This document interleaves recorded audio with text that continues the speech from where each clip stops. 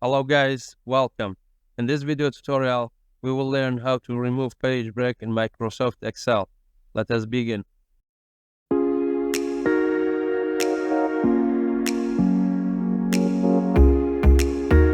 To show page break, move to View tab, Page Break Preview. This blue dotted line is automatically set as a page break. However, this solid blue line manually set.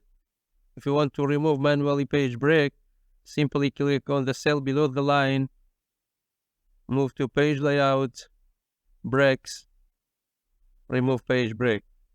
Manually horizontal page break is removed. Now if you want to remove vertical page break, click on the right of the line, the same procedure, breaks, remove page break. Now we can move automatically set page break exactly where we want.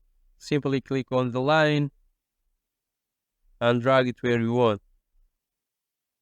To remove page break at once, from Page Layout, Breaks, Reset all page breaks.